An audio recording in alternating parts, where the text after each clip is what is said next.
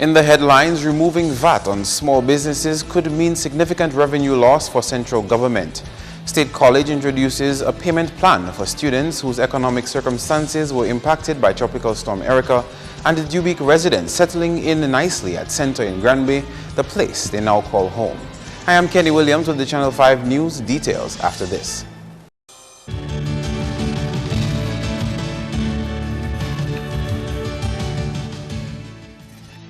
We begin in Dubique, where the people are proud of the location in Granby, where they are getting used to calling their new home. Idona John Baptist visited the community on Wednesday and has that story.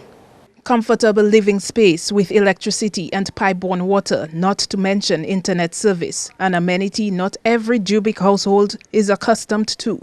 It's been about 2 months since government has handed over these petro casas to the people of Dubique. Some 150 residents are properly settled at Center Granby from the feedback we've received. Happy everything. I'm very happy. It's a joy to be here. I live with my sons and my uncle, who is a blind man. I take care of him from all the way from Dubique to the shelter to here. It's been okay for the children. The children move about nicely. They do their thing. They play. They come. We bathe them. They go and sleep. No fear when it rains. They are very happy here, I must say. Even so, it's not easy for the ties to Dubique village to fade away so soon, especially when it comes to reminiscing on the good times. Sometimes we miss the river. We have our breadfruit trees and our other stuffs over there. We do miss that, but I mean, for safety, we are safe here, but I guess we'll just have to go back if we need a little river bath. Some of them, they do go back to the village and get some breadfruit, bring some dasheen, what they planted after Erica, to bring, as we can do it here right now. They go back to the village to get some. And it looks like the community will have to put in some work to install proper drainage around their properties. It's all right. It's just that when there are a lot of rainfall in heavy showers, a lot of muddy, a lot of water, all by my head they're full of water, but it's okay. I like it. It's really crucial in Dubique when heavy showers. I come across the river to go nowhere and buy nothing. I have to until the river settle and so on before I cross. Yeah, I just come clean all the day at first. So I just go in by me up there. By my house number 45. Always out there clean. Julia Bruno, who was instrumental in coordinating the relocation of her people, says she is satisfied that everyone is living comfortably. I mean, what the river did to us, but we're still missing the river because it is hot in Center, but everything is okay. We are loving it. I mean, living in Dubique for about 30 years now, you will miss certain things, but the housing condition and these sort of things, it is much better now. It is much better. Some people who did not own a home is owning a home presently, so life is at ease. Everything is better now. And now for this developing story, a road accident in the Concord area Wednesday afternoon has reportedly left one person dead. We are being told the victim was male. No details yet on that person's identity so far. You can see how residents in the area gathered at the scene of this accident, for which we do not yet have too many details. Unconfirmed reports say the driver is believed to be from Portsmouth. Again, we cannot independently verify this. We should have more on this for you by our next newscast. In other news, government has taken steps to remove the VAT burden on the backs of small businesses. From the 1st of September, businesses making less than $250,000 a year will no longer have to pay VAT. In the 2016-2017 national budget, Prime Minister Roosevelt Skerrit announced his intention to make it easier for small businesses to be tax compliant. Assistant Comptroller of Inland Revenue Department Ian Michael Anthony gives more details as to when and how businesses will be contacted. As a result of this, businesses with gross income or annual sales under $250,000 will be deregistered. This exercise will be conducted by the Comptroller of Inland Revenue and initially will begin with telephone contact of all taxpayers who are to be deregistered. We remind the taxpayers that once you are registered, you are to charge the VAT until the end of August 2016. When the deregistration process is finalized, you will be required to return the VAT certificate, and a key factor in that process will involve the stock that you have on hand as at the end of August. We do ask taxpayers as well to cooperate with us. In September 2007, government increased the VAT registration threshold to $130,000 for all types of businesses except hotels, commercial rental businesses, and professional service providers. However, this new threshold applies to all types of businesses that are engaged in supply of taxable goods and services. On to education now. As authorities prepare young teachers for the classroom, the dress code of some teachers at work is a problem that they are trying to address. The Ministry of Education and Human Resource has been hosting orientation sessions at the Newtown Primary School for first-time and young teachers, and that is one of the concerns Assistant Chief Education Officer Dr. Jeffrey Blaise raised in an interview with reporters on Tuesday. And one of the areas that we're going to be talking about a lot during today's session is how teachers present themselves in terms of their attire, their dressing. We want to ensure that teachers view themselves at the top of the professional scale, and therefore they portray themselves in that regard. And once you see an individual, you say, this must be a teacher because the way the person carries themselves.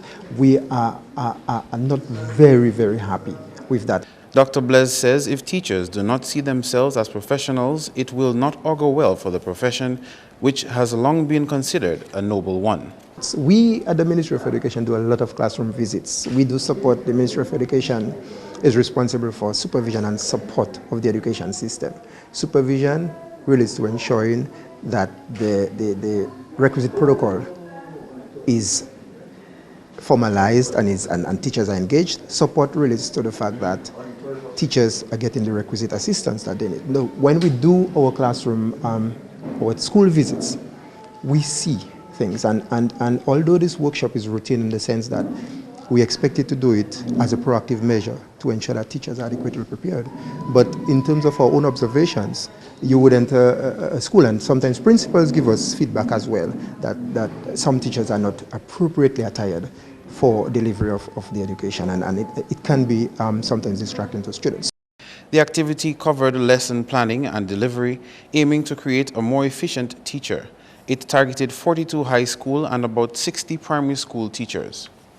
More news now. The availability of funding will determine whether or not 8 more primary schools will benefit from an assault prevention program now being spearheaded by the East Dominica Children's Federation. Here is Andrea Louis with more.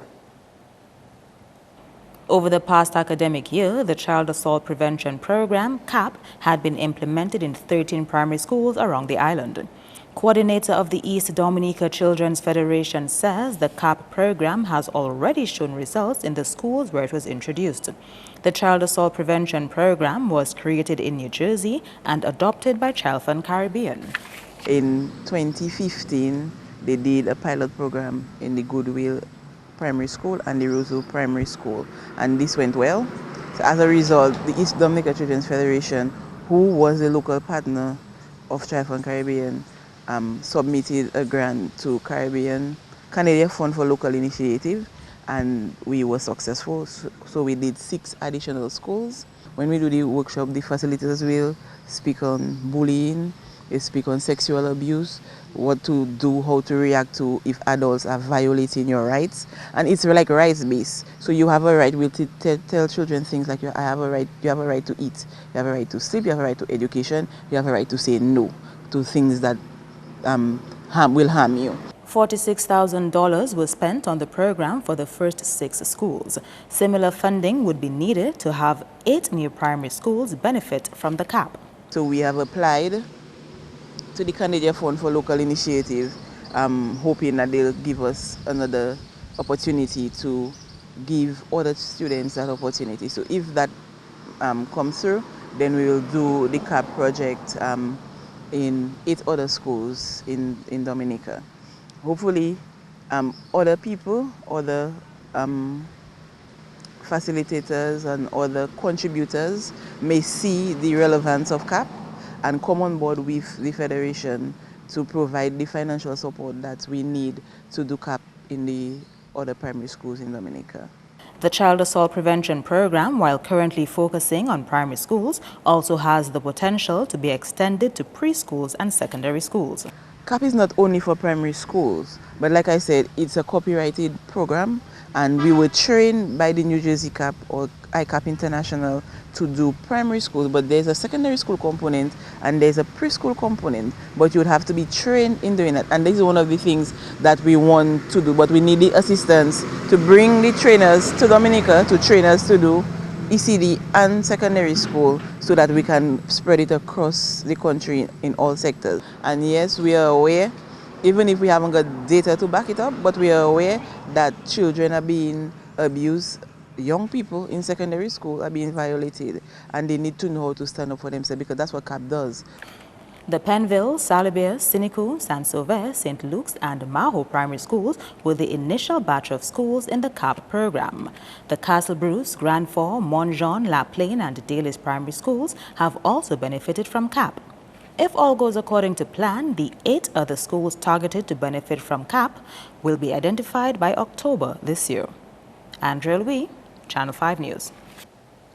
Meantime, students and staff of the Coolibee Street Primary School will no longer have to travel to Salisbury for classes.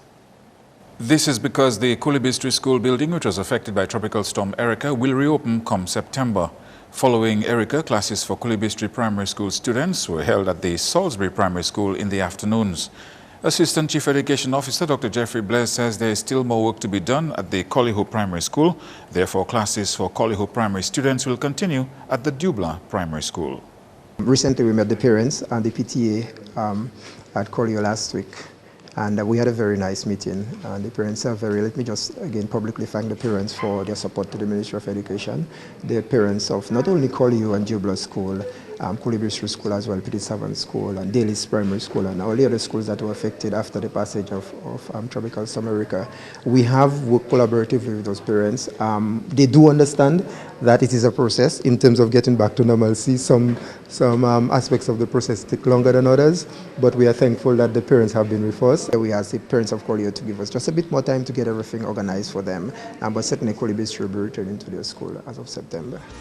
Coming up, some Petit Savant residents could move into a new home by December.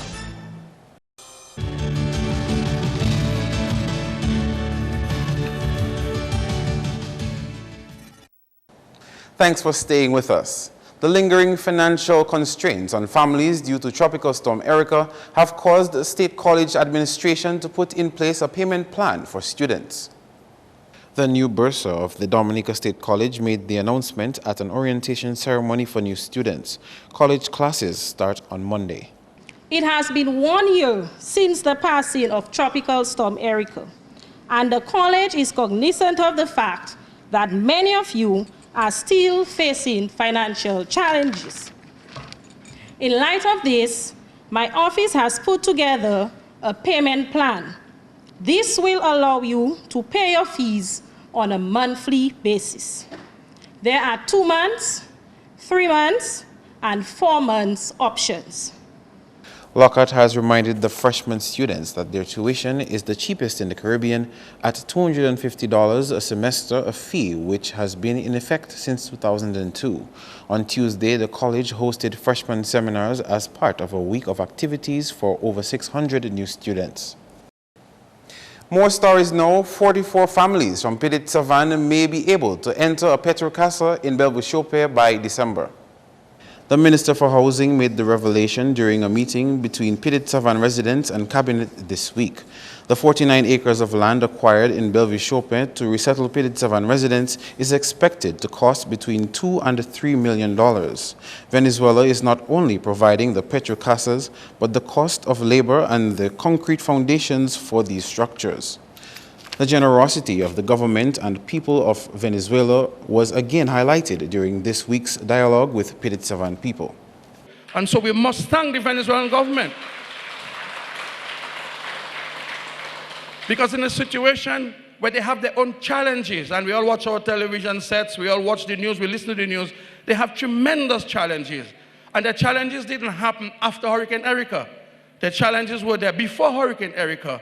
And yet still, they could find 300 Petro Casas valued at over $30 million to give to the government of Dominica and the people of Petit Savant and Bellevue-Chopin as a gift.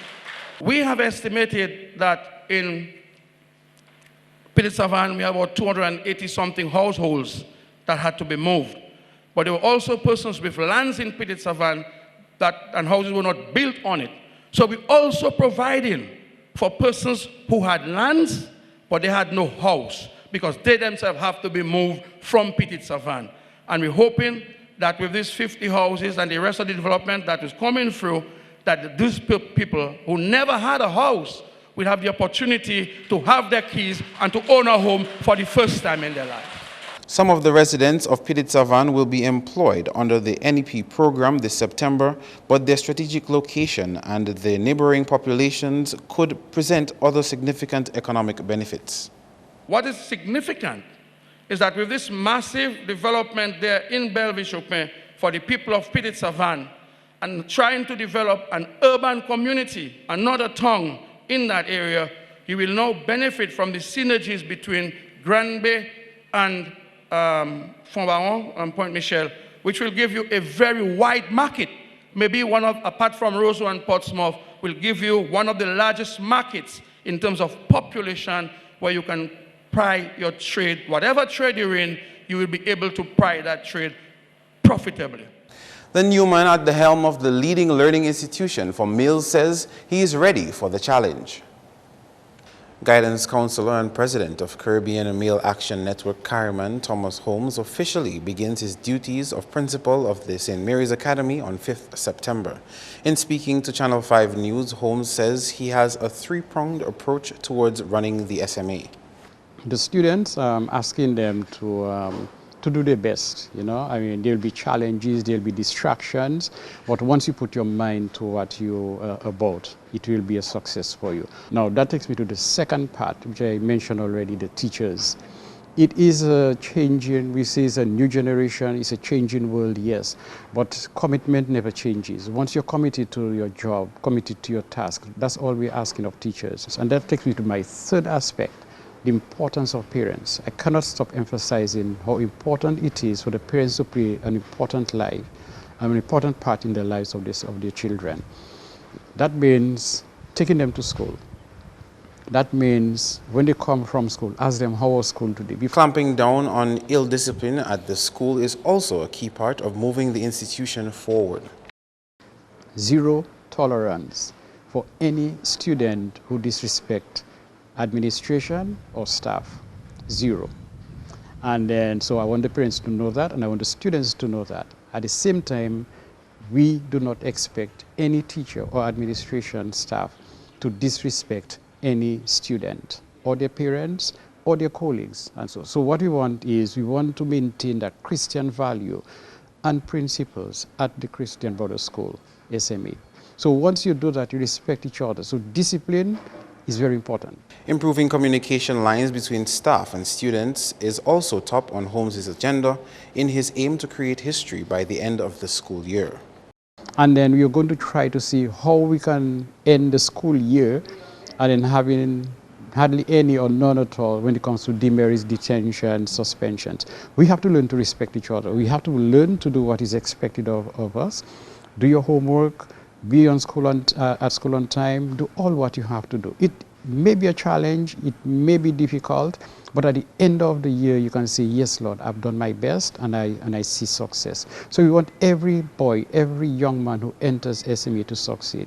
We want every parent to feel good about the success, achievements of their children. We want every teacher to feel that they have done something and then they are proud of the achievement when they see the success from the boys.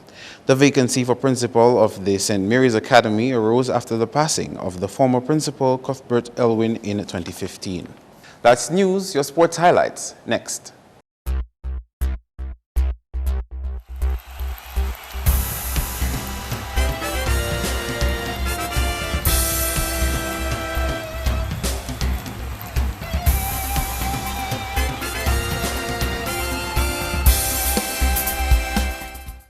First up in sports, Dominica Olympic Committee boss Felix Wilson denies claims of the local association's alleged breach of the International Olympic Committee's Code of Conduct. Wilson recently received a letter from the world governing body on Olympics suggesting the National Association did not respect the terms and conditions of the ticket sales for the 2016 Olympic Games.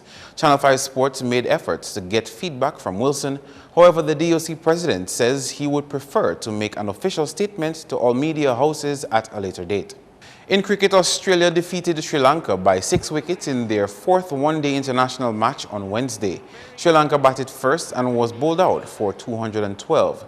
De Silva scored 76 and Angelo Matthews 40. John Hastings unleashed a vicious bowling attack on the Sri Lankans, taking 6 wickets. In reply, Australia scored 217 for 4. George Bailey added 90, Aaron Finch 55 and Travis Head 40. Meantime, in Tuesday's version of the game, England recorded the highest ever one-day international total as they beat Pakistan by 169 runs to secure a series victory. Alex Hales struck a record 171 and Jos Buttler made England's fastest 50 from 22 balls to help bring England to 444 for 3. Pakistan was bowled out for 279. Meantime, Sri Lanka is next on the ODI records table with 443 for 9 and South Africa third on 439 for 2.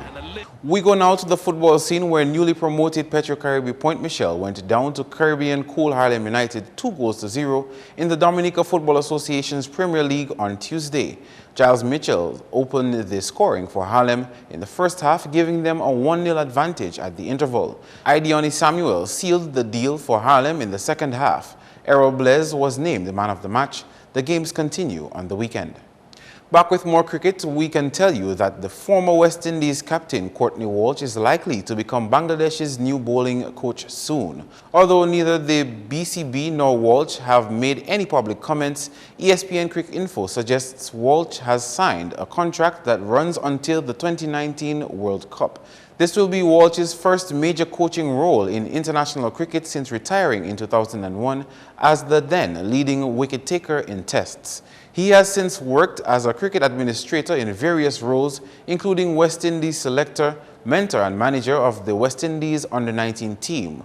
Most recently, Walsh served as part of the West Indies selection panel.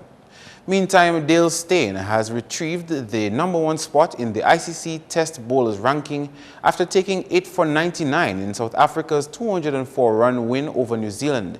Steyn moved up 2 places in the rankings, passing R. Ashwin and James Anderson to become #1 for the first time since December 2015 when he suffered a shoulder injury during the Durban Test against England. Finally, in cricket, the ICC will discuss the fiasco in Florida in its annual workshop for match officials next month.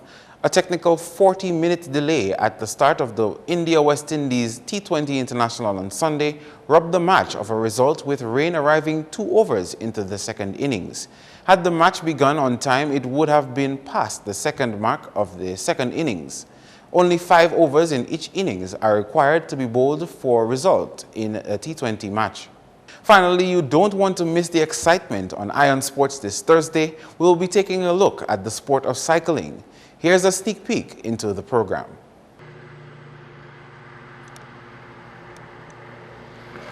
Starting time is 7 p.m. That's all the sporting highlights for now. Be sure to join us tomorrow.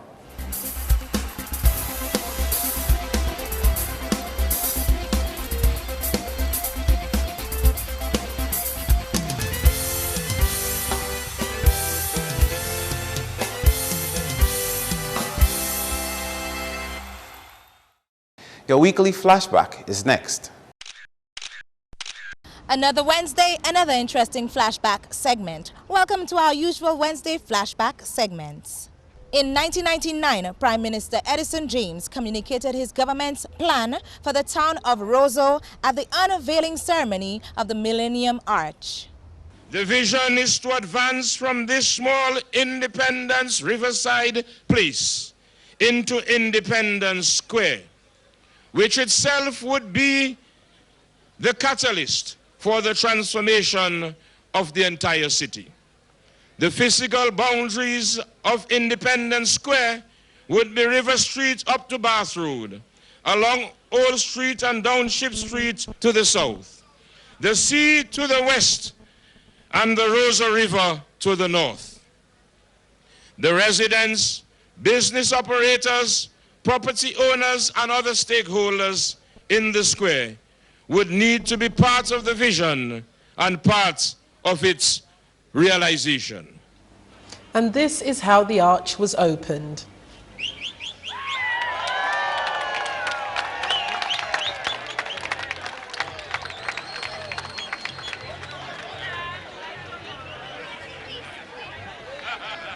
Fast forward to now. I am now standing in the area where the Millennium Arch was unveiled in 1999.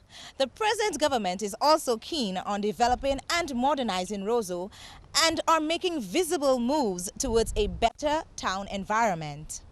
It's a continuous effort, but Roseau will be as envisioned one day. That's it for this segment of Flashback, where we take you way back into our news archives. I am Janet Delmar Samuel. See you next week. Coming up, your weather forecast.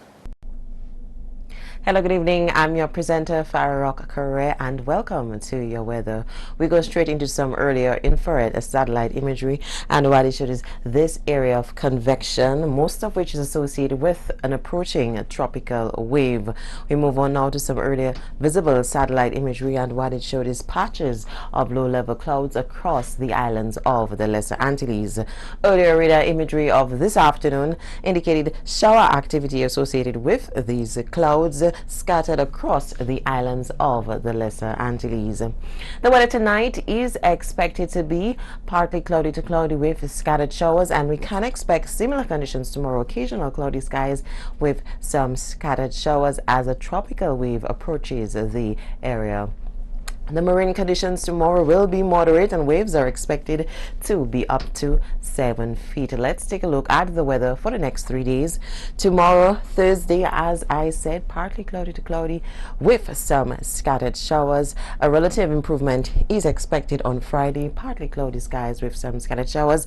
And Saturday, however, an increasing cloudiness and scattered showers is expected as another tropical wave approaches. And please take note, also some breezy conditions are expected on Saturday. The rest of the Caribbean tomorrow can expect mostly cloudy skies with some scattered showers, and maximum temperatures are expected to peak up to 32 degrees Celsius. The international city forecast. The cities of New York and Caracas can expect some thunderstorm activity, whereas London can anticipate beautiful clear skies. Partly cloudy skies expected for Miami, and some overcast conditions expected for the city of Beijing. The sun will rise tomorrow at 5:53 a.m. and will set at 6:17 p.m. Please remember, we are in the hurricane season. Please feel free to visit our website at weather.gov.dm or call the weather hotline at 447-5555. Join us tomorrow evening for your next weather broadcast. Thank you.